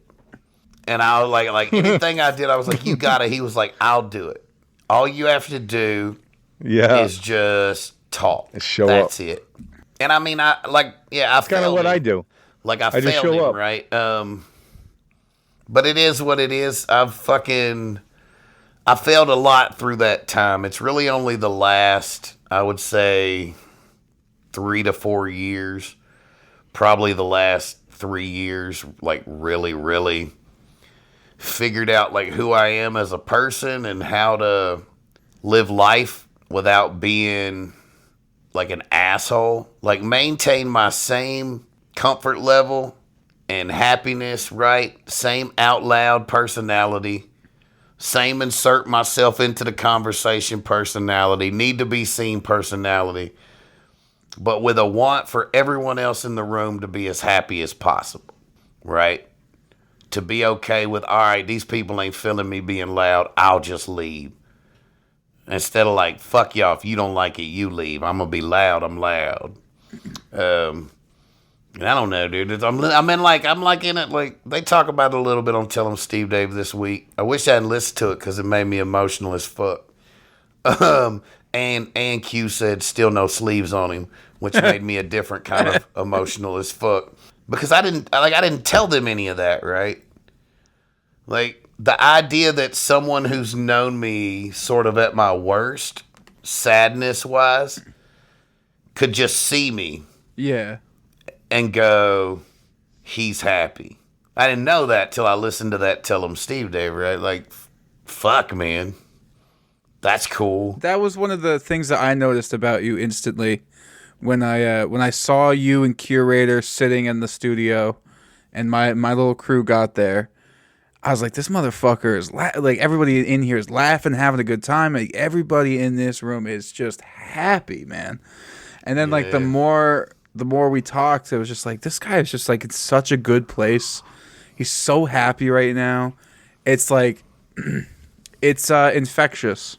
It sets a vibe, and I think that's why I love Nick, I loved his fucking stories. I'm sorry. He set the when you say he set the vibe, it was like as soon as he walked was anywhere. He just set the 100%. fucking vibe to like a 12, and that's where I like to be in. So it was like we were just working off each other, guy, because the vibe was definitely at a 12. and that's the whole why weekend. I gravitated towards Nick. I think specifically with Nick, right? It's like he has a determination to be exactly who he is in sort of like every moment, right? Yeah. Which can be daunting, I'm sure he knows, to a lot of regular sort of people, but I find it fucking quite refreshing. Yeah. To find somebody that's okay, like, You're describing my entire life. There's videos, if you look it up, I'll see if I can find them. There's videos of Nick, because he does like a lot of union stuff, a lot of protesting. He's spoken in front of Congress and shit. Bro, there are videos of Nick Gula screaming at the top of his lungs outside of Congress. You ain't gotta look him up, bro. I cyber stalked all y'all motherfuckers. I ain't staying in no goddamn house with people without looking their ass up, bro. I used to be evil. I know how to use the internet, bro. Another 30 minutes, I'd have had y'all PIN numbers. Another thing. Another thing. We usually do a B fact. You got a B fact out there, Maxwell? Do I have a what? A B fact. It could be anything. Anything that has to do with bees. Yeah, I made a goddamn video when I was in community college called Save the Bees. And here's a bee fact. We need to quit fucking on them. Bees are dope as hell, bro. Ain't no bees out there trying to sting you. Like, what are you doing? Like, calm down, right? Mm-hmm. And some people be like, oh, but I have a bee allergy. Well, carry an EpiPen, bitch. You know you got one. Stab that shit in your fucking leg. Yeah. I mean, I ain't telling you to not go outside, but I mean, like, I'm allergic to lava, so I don't go into volcanoes. It's like, carry a damn EpiPen. It's like I'm not trying to disparage people who are living their lives in fear of bees. But see, I'm out here living my life in fear of not having bees. Because when they're gone, we die. That's how that works. We're all like human beings are so good and so smart. We're dumb sacks of anxious shit who by some fucking miracle have become the dominant force on this planet. I think it's sheerly by like, look, we'll fuck anything. Yeah. Like if you're willing to fuck me, I'm willing to fuck you, and that causes a lot of babies. You know what I mean? If anything, That's greed a good point, is going to end humanity, because then, like, you have to actively give people a reason not to fuck. It's true. And they're like, all right, diseases. We're like, nah, well, we're fucking. We're gonna fuck more. And We're they're gonna like, fuck more. all right, home prices are $750,000, and they're like, all right, hold up, we're gonna stop fucking for at least a minute. There's no way I can afford that mortgage and feed a kid. So now you got less people fucking, but see, then you got people like John, right? You got people like John, and they're pumping out babies, Like just pumping them out.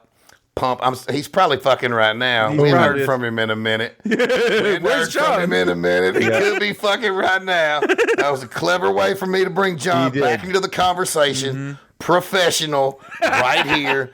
John, how you doing? Let us know you're alive. John left, guy. He's out of here.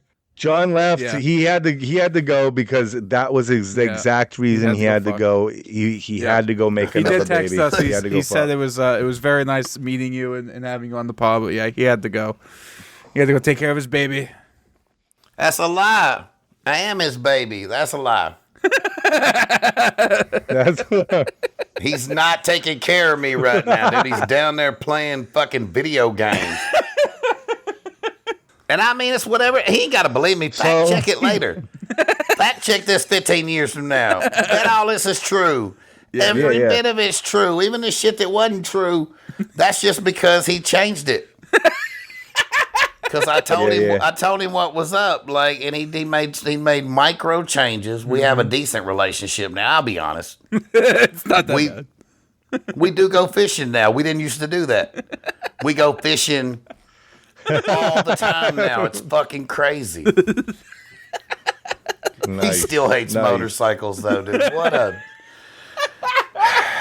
so annoying, right? Like, damn, dude, get over it. Hates motorcycles like that. It's fucking The story behind that is he came on the pod one day just fucking furious, raging because his neighbor was riding his motorcycle like at an average time when somebody goes to work and rides their motorcycle to work. But he was just like furious. He's like, I can't, like, what did he say? Like my sleep rhythm. My sleep rhythm. My sleep now. Now I'm cadence. waking up before the motorcycle, and he was just. Bro, that's how you know you finna be in a conversation with a grumpy motherfucker that you don't want to be in. They say some stupid shit like my REM sleep. I'm like, bitch, if you don't stop saying things that your watch told you, you don't know what the fuck that means or if it's true. Like, everybody started going to therapy, and now everybody using therapy talk. Bitch, you don't go to therapy and become a therapist. You are still in therapy. You don't fucking second-hand therapy me, man. You need to process your own shit before you start goddamn handing that shit down on me. I got my own problems. But I digress. How do we get you for president? How do we get Maxwell in the White House? Maxwell for Somebody president. asked me, like, it was like I was doing a panel or something, and they're like, blah, blah, blah, like, what? It was just one of them generic questions. If you were president, what's the first thing you would do? And I said, that's easy, resign. Fuck that shit, bro. Y'all on your own. I can't. That's why I don't trust no motherfucker. If you think, just like wrap your brain around this, right? Somebody goes, hey, we're on the brink of World War III. There's famine across the world. There's sex trafficking rampant. Farmers are down, bruh. Industry is down, bruh. Home prices is up, bruh. I can fix all of that. I want to be president of the free world because I'm so fucking arrogant and narcissistic that I think I can actually do that. You got to be fucked up. That's the reason why all presidents are either crypt keepers, not really running the country, which is what we got these last, or you got to be a motherfucker like JFK or Barack Obama, where you crazy as shit, but you still slick as hell. Yeah. You know what I mean? Yeah. Yeah, dude, like nobody charismatic. Nobody should think that they're smart enough to be in charge of everybody else. That's the reason you should be president. It's just you don't want You're it. probably right. They poked me up day one. They shanked me like we was on season 1 of Ours, and I talked shit to Schillinger, bro. They be like, just bleeding out in the fucking hallway, They got me, bro. They got me. Yeah, dude. Be worse than it'd be bad, bro. They'd kill me quick because I wouldn't even know when to be quiet. They'd show me the book and I'd be like, y'all fighting bullshit, aliens everywhere. It's aliens everywhere, bro. Fox News, all aliens. They all aliens, bro. Who's in the Epstein file? Bro, everybody.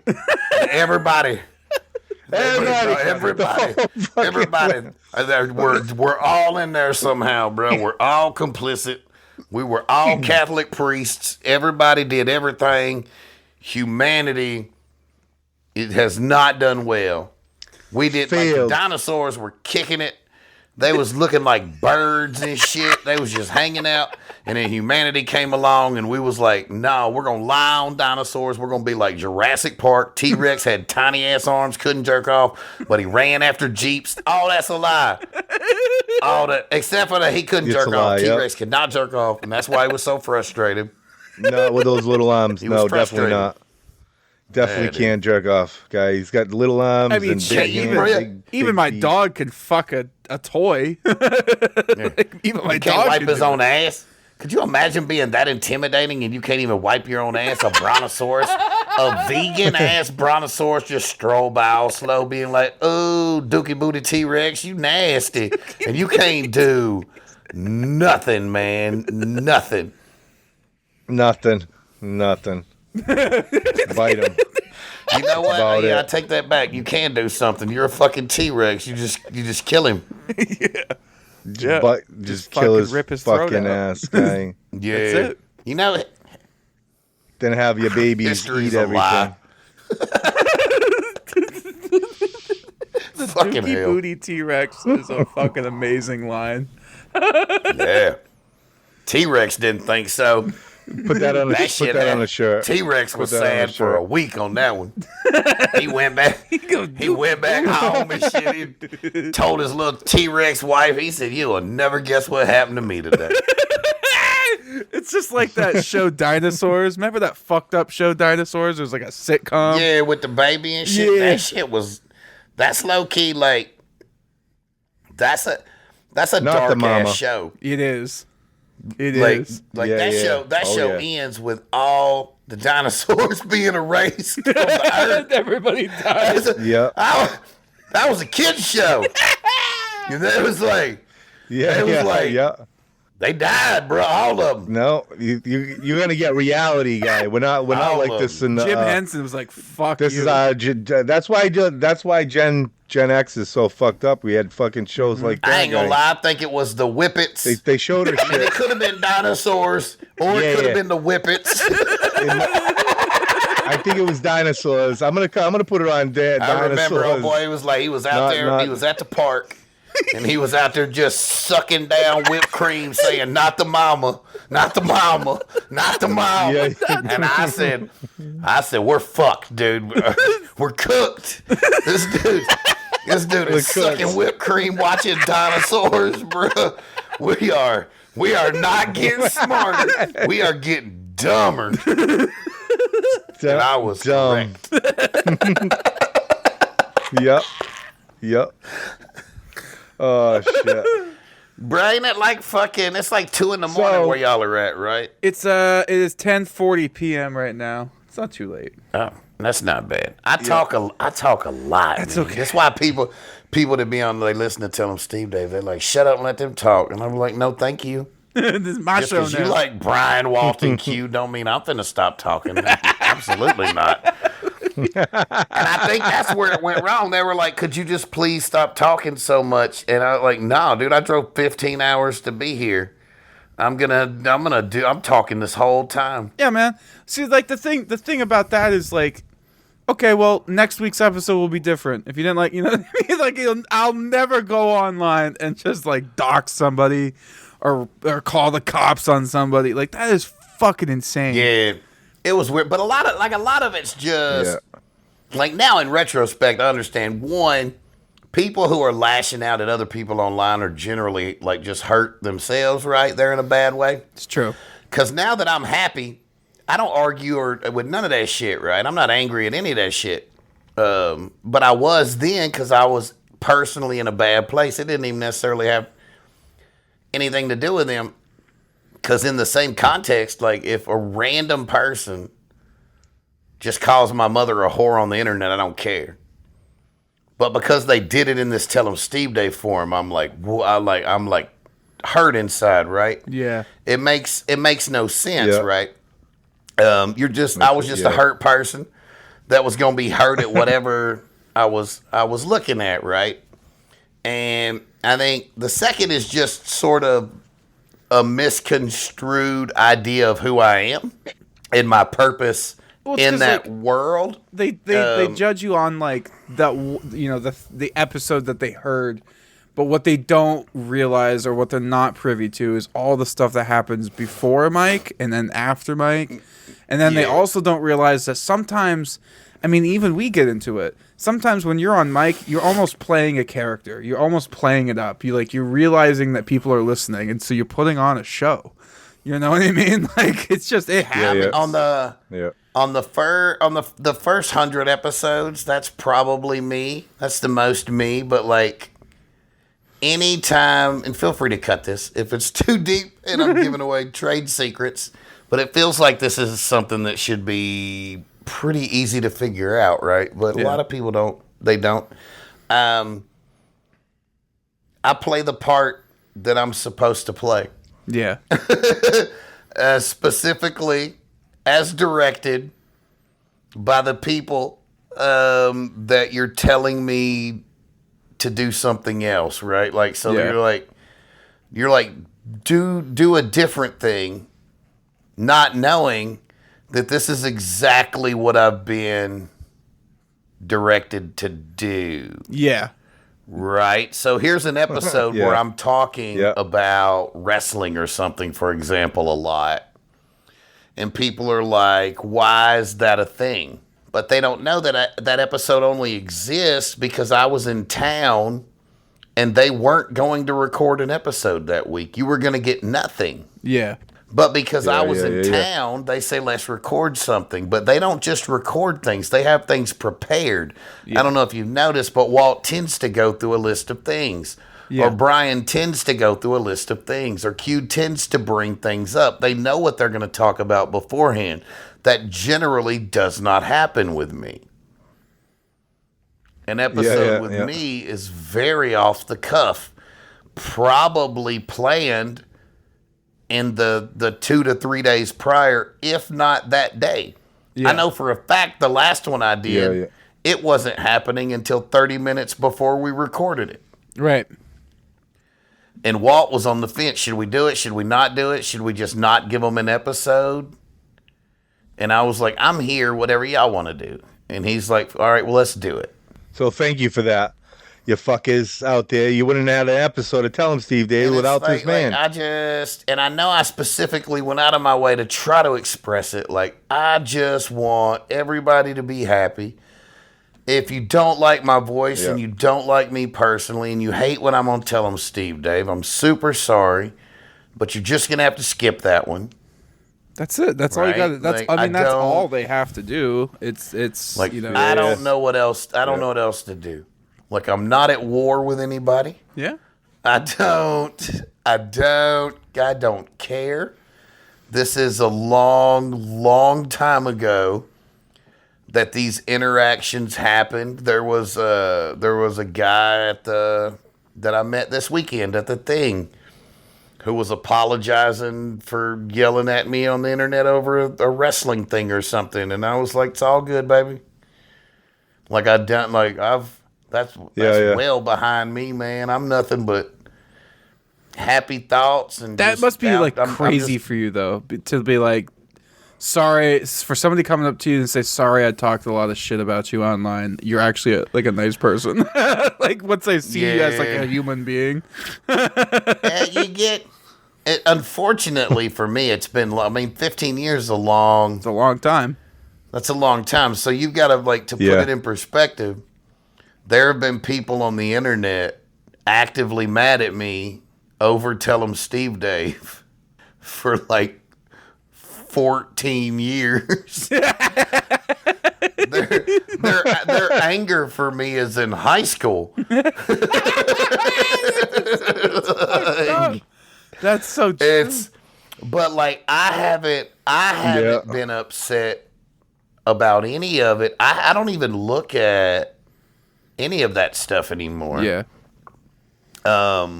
Dude, it's weird because even us, we, sometimes when we get let's say for example, we had Brian on for an episode, or we had Walt, those episodes I'll put up onto the TSD Reddit just to get the word out. If anyone's interested, here's an episode with Walter that we've done. It's not like I share stuff every week, even though we're a weekly pod, you know what I mean? But even those episodes that I put up, every motherfucking comment on that shit is trash, fucking pass, fucking losers. I'm just like, God damn, you guys are fucking just savage. Yeah, it's nice that you have sort of that disposition where it doesn't, I'm an emotional bitch. Yeah. Even now, I have a much better grasp on it now. I haven't looked at any of it right. What I'm told is that it's much nicer these days. Probably because I'm not on the podcast or Patreon or anything anymore much. Although fucking there may be some folks mad at me soon.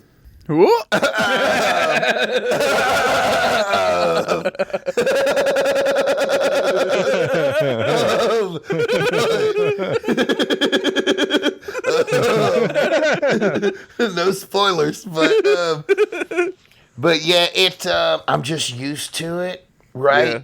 That's probably the 40th person in the last decade who's come up to me and said, and it's like, they're not backhanded, they just don't realize how it sounds, right? Yeah. They'll come up and say things like, "You're nowhere near as much of an asshole as I thought you'd be." So right? Funny. That was my general, even when they were good interactions, my general interaction with a Tell 'em Steve Dave fan only went one or two ways. Both of them seemed extremely absurd to me. The first would be, "I love you," because they would mean it, and that was just, that's crazy to me. They would say shit like when I have a bad day, I put your episode on and it just makes me feel good. And I'll be like, that's crazy. And the other one, right, the online interaction would be like, "Yo, I edited him out of everything. Here's Tell 'em Steve Dave with no Maxwell." And you're like, well, that's insane and insulting, and that one low-key kind of hurts. The time and effort that you put into that, god damn. But now I look at it like, yeah, but you're in his head. You're in their heads 24 hours a day. Now, living rent all free. that time and effort, goddamn, how fucked up, sad must your life be, right? Clearly you're looking for somebody in your life to love you. Yeah. 'Cause if you had someone in your life to love you, they'd be like, "Don't do that.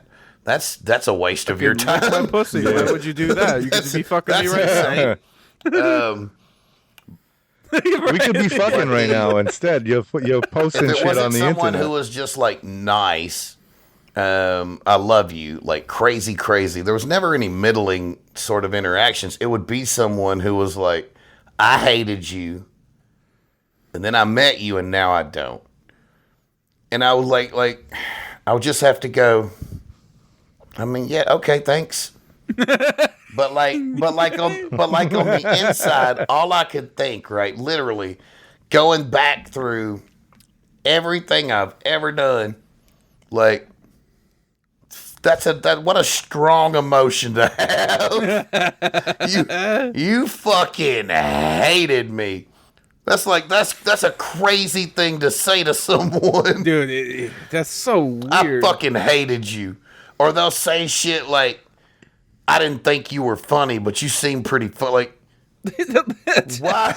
Like, why did you feel the need to tell me that? Like, you won me over. You won me over. But like, I've learned, right, is, and I made the Street Fighter joke about it, right? Like, for them, it's lived in their brain. Right. Right? They felt bad about it for a while, maybe. Even in that moment, maybe they met me over the weekend. They didn't just hear me talk and go, oh, fuck, he's not an asshole. This had to take some time.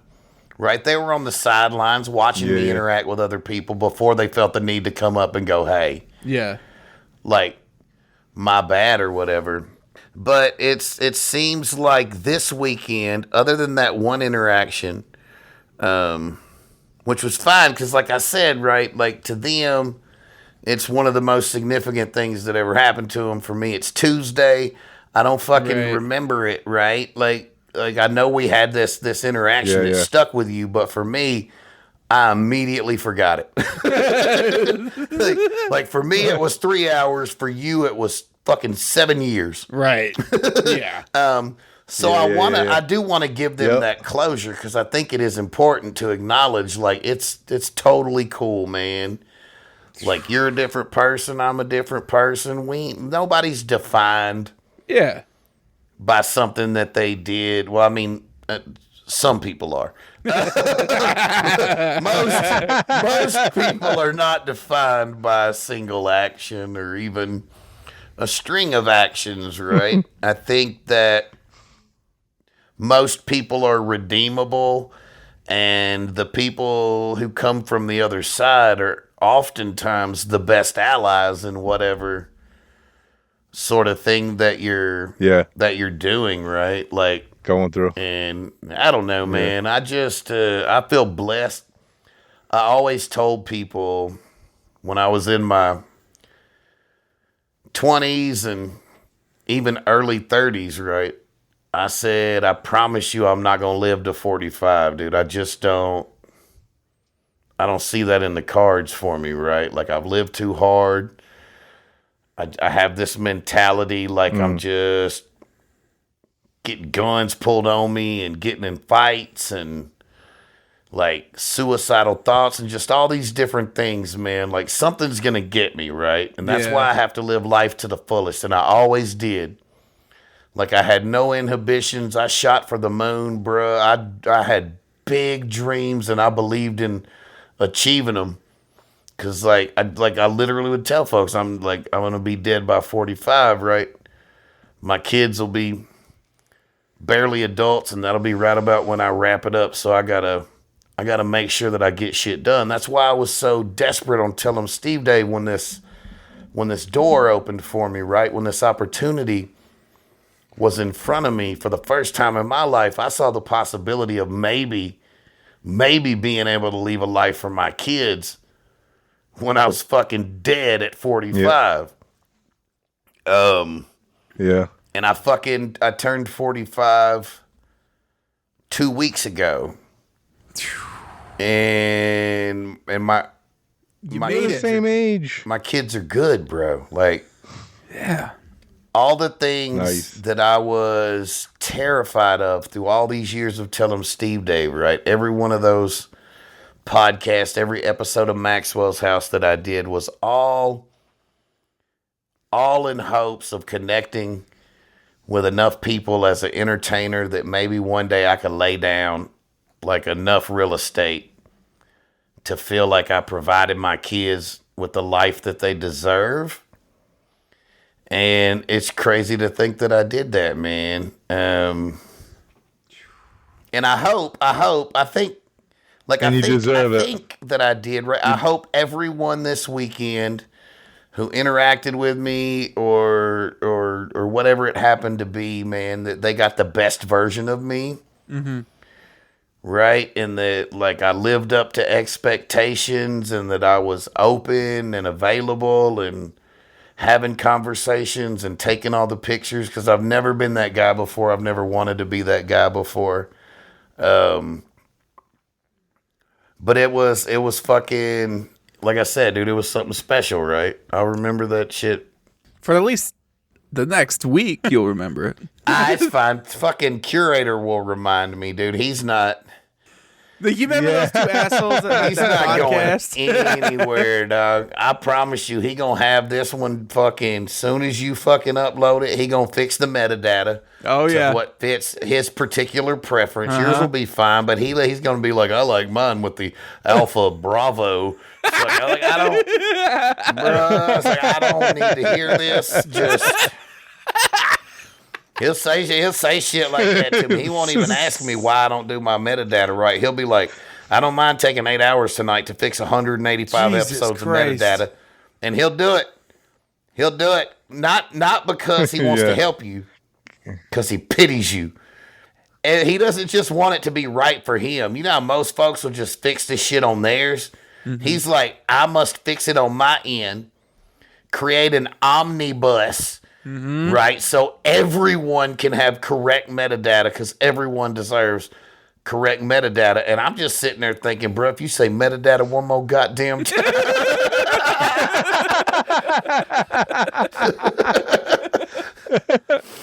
that's why we insane. That's why, dude, I legit. Yeah, I mean, other than my wife and kids, that's the longest relationship I've been in, is me and Curator, bro. Like, for real, there's never been, like, we'll go weeks without texting each other, but there's never been a long stretch of us not talking to each other. Yeah. The best situation is when we start like a chant up. Start cheering for him at the event. He hated it, dude. King Ant, or call him King Ant, and you see it. Bruh, I know for a fact there's nothing that he despises more than acknowledgement. Mm-hmm.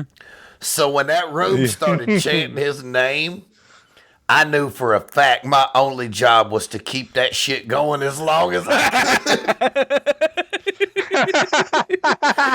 And I think that ovation lasted a solid 90 seconds. And I just want you to know, I was so goddamn happy watching him fucking die inside, because you could see it. It started to die down a little bit, right? And I was like, all right, it's time for fucking Maxwell to work. And I said, let's hear it one more time for Curator. And I saw him look at me, and I said, yeah, soak it in, bitch. Soak it in. Well, he deserves it. He deserves it for putting on such a fucking kick-ass event, dude. He does. Yeah, he made memories for so many people. I think he would be okay with me sharing this. Because he dropped me off at the airport right before he left for home.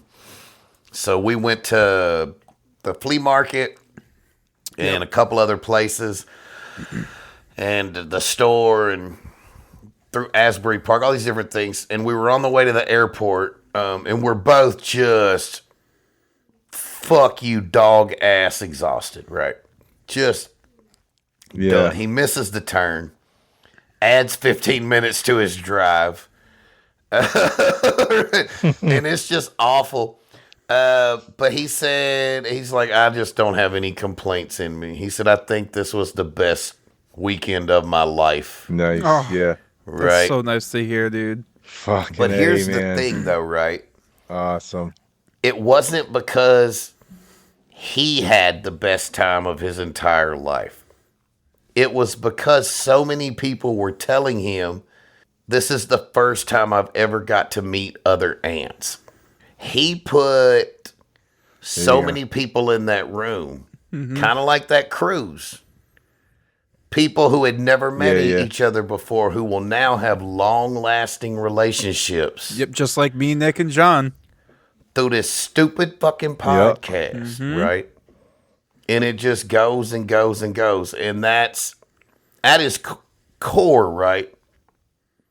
Not to make this a fucking suck curator's dick fest, but at his core, everything that dude does, while it is specifically to make his weird ass insane life better, he does it because he thinks that it would make other people happy. It comes from a really good place. Yes. He doesn't ask for anything. Right? Ever. Like ever. It bothers him to like get that acknowledged. Like he's like, don't pay me for this thing because I suggested doing it. Yeah. Right? It sort of would annoy him for that, right? Or like, he told me I'm not charging tickets for this thing because like that's fucked up. What if people can't afford tickets? Everybody should be able to come to this thing. Yeah. Right? He told me that he actually really, he said that if he could go back in time, because he said like now that he's gone to Key West, now that he's done the Curator Antsreavaganza, no longer does Q go, who the fuck is the Curator? You know, he told me he would like, if I could go back, I would go back to a time where nobody really knew who I was and I could just be in the background and I could just do this. And that says a lot about somebody because anybody else who like talked, you know, oh, Q mentioned my name, isn't that fucking awesome? He was actually annoyed by it. He was just like, nah, I don't want this. Yeah. I don't want this. It was crazy. But yeah, I just that man is a different beast. I love, shout out Curator. Seriously, that guy's awesome.